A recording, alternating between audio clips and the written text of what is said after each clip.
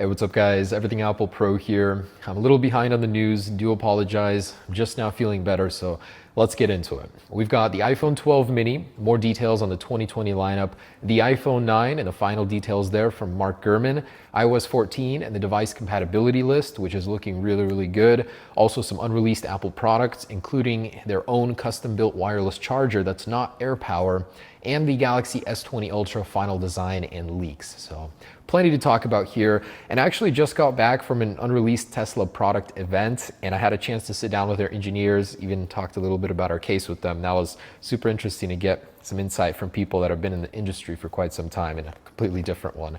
But I just wanted to update you. We got our prototypes in. We're going to be doing the drop test here very soon, and they're gorgeous. The fit is great. Not the final finishes or the materials or texture, so disregard that, but I cannot wait to get these to you. In fact, I like the cases so much, I actually switched to a 5.8 iPhone 11 Pro just because of how amazing it feels to hold your device with one hand finally.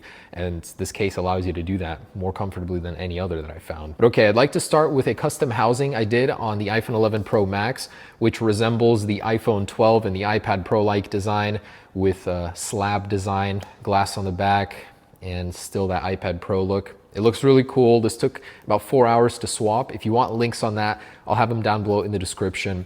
Now, as for using a square device, I actually measured it with calipers. It's literally the exact same width as the current iPhone, but it doesn't feel that way. Apple actually hides the thickness very ingeniously with a curved design. So there's a reason they don't do squared. And if they do go to squared, I hope that they shrink the bezels and make the device as compact as possible, but it works. It's very aesthetic. It looks very cool. It's just good luck finding a case for this squared border on an iPhone. And the smaller it gets, of course, the more comfortable it is. Do check that out down below. So let's first go to a report by Ming-Chi Kuo, who details several new products coming to the Apple lineup in the first half of 2020, could possibly be announced at the upcoming spring event, which is likely to take place in March. So first off, he's mentioning that Apple will be working on a wireless charger that's smaller than the AirPower Mat, but will be their own brand. So instead of selling you a third-party version, Apple will have their own. And presumably, they needed to have a product like this in order to sell you an iPhone without a port. So it makes sense that they'd be investing in this before 2021 when that's likely to happen. Whether or not this will come with the new iPhone, we don't know, unlikely, but it will be sold as a standalone accessory as far as we know. He also says AirTags, or the Tile competitor, will be released in the first half of 2020, so that's very likely coming at the spring event. We've heard a lot about those. They're going to take on Tile, never lose a single product again, and this will be integrated with the ultra wideband chip in iPhone, so you'll be able to track those items within a few feet, even within a foot indoors, which is the best part.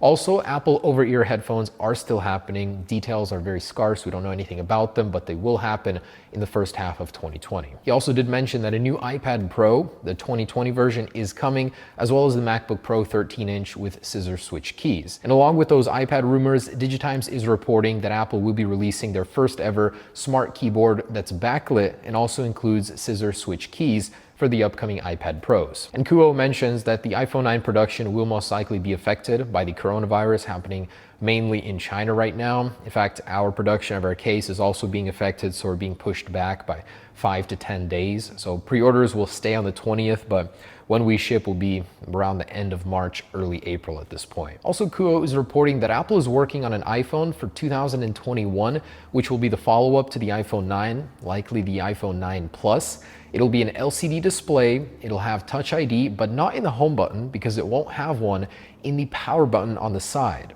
Apparently, it'll be a capacitive design, an all-new Touch ID solution that we've never seen on any iPhone. And this is an iPhone that's LCD, 5.5 or 6.1 inch display, so not supposed to be super premium, just a different way that Apple is approaching this budget or mid-tier iPhone solution. And Let's Go Digital just wrote an extensive report on the 2020 iPhones, starting with an iPhone 12 mini. So this is the 5.4-inch iPhone we've been hearing so much about. They're guessing it'll be called the 12 mini, but they're saying don't quote us on that. And they went into detail on the design aesthetics of this device, saying it will feature an iPad Pro-like design, but it'll still have 2.5D glass, which is actually exactly what's happening here. The glass still curves into the side.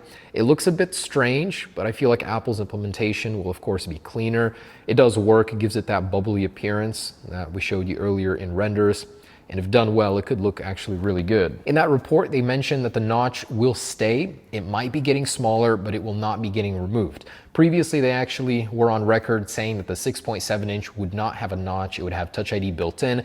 Now they're saying they're pushing that back for 2021 because the technology has not matured and Apple is not able to place Touch ID into the display just yet, and they will not be removing the notch. So that's sticking around for yet another year. And the most interesting detail of their report is they're saying a 120 hertz display is a very real possibility for all 4 new iPhones coming out in the fall, not the iPhone 9 being released in March.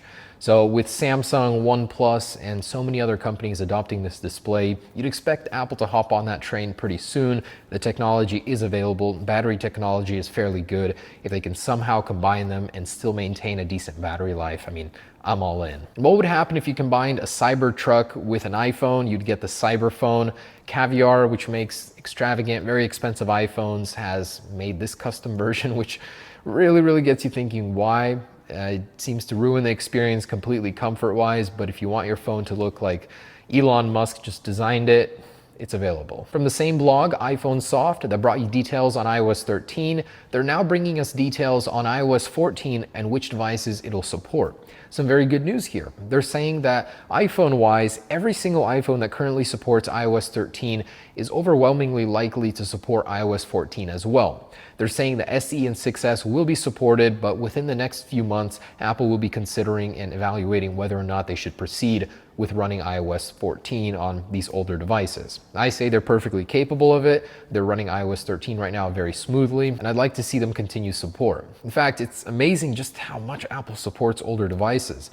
They just launched iOS 12.3.5 on the iPhone 6 and 6 Plus, 5S as well, and that's just crazy how old those devices are, yet Apple continues to support them with the latest security fixes. By the way, if you wanted to see what our case would look like on those older devices, it works. It's not super pleasant, and because of how much demand we're getting, we're likely to develop cases for those just a few months after launch. It's so hectic right now. You guys have no idea. We have so much to take care of.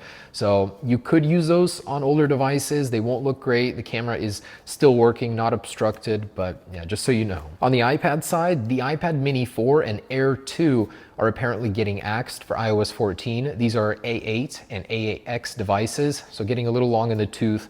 Those make sense. I would like to see the SE and 6S stay. And we've got our first look at emojis, 117 of them coming to a future beta version of iOS, likely iOS 14. And in that preview, we've got a disguised face, we've got an Italian hand, ninjas, Santa Claus, a bunch of new animals, anatomically correct human parts, and a bunch of new food items. And also found this interesting. The navy blue iPhone 12 Pro color that we rendered up for your viewing pleasure, apparently Max Weinbach's source said it's almost 100% accurate and true to the real thing we'll be seeing later this year in September. So keep an eye out. It might be this dark midnight navy blue, and it's almost purplish, but this would look so good on Apple's upcoming iPhone. And further details that Apple continues to work on Touch ID, likely grooming it until they bring it back to iPhones starting in 2021.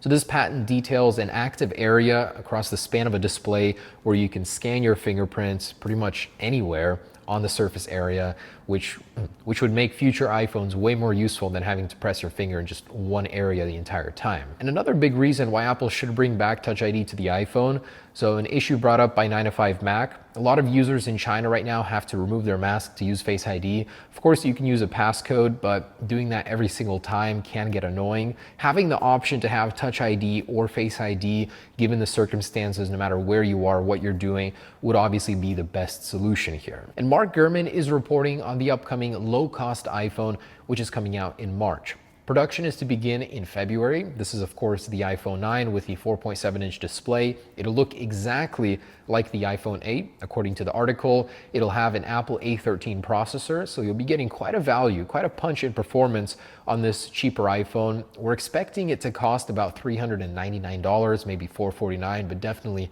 no more than that for what they're offering. And it's of course going to keep Touch ID, likely generation 2 from the iPhone 8. This phone will help Apple boost its market share in areas areas where people really can't afford expensive phones, namely India, where their current market share is 2%. And Bloomberg is also reporting that Apple is boosting production of the Apple A13 in general because the iPhone 11 and 11 Pros are doing so well, namely in China. Okay, and let's talk about the Samsung Galaxy S20 Ultra. I will be at this event, we'll be reporting on that, so stay tuned.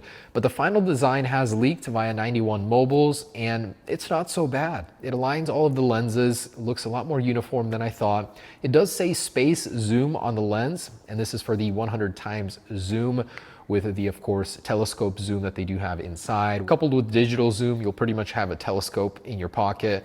And Max Weinbeck says that'll be very subtle. It won't be as obvious as we're making it here. There will apparently be 4 colors at launch: a pink, a blue, a gray, and a black. And the prices will not be cheap. Max Weinbeck is reporting that the S20 Ultra will be about $1,450 US. And the final specs, pretty much everything you want to know about these devices is out. I'm sure Samsung isn't too happy about that. This is even worse than the iPhone 11 Pro last year. The design, the colors, everything has leaked about these devices. So what'll be left for them to announce at this event other than the Galaxy Z Flip, which has also leaked? This will be about $1,450 US, still very expensive. Pretty much their take on the Motorola Razr clamshell design. All right, so that's pretty much it, guys. A general update, latest leaks, what's going on. Now, I do want to say thanks so much for the support, guys. We're finally almost here, and yet again, we've been delayed by just a little, but pre-orders still happening on February 20th. And the latest news is I've decided to add frosted to every single device. I don't know if we'll make launch with that one, but it'll be happening probably no longer than a month after launch. So stay tuned for frosted cases on all. It's seriously my favorite. Just that feeling of that iPhone matte back with your borders and being able to grip your phone so comfortably. I made the case that I couldn't find anywhere else, and I will be sharing it with you soon. Thanks for watching, guys. Stay tuned for more. Peace.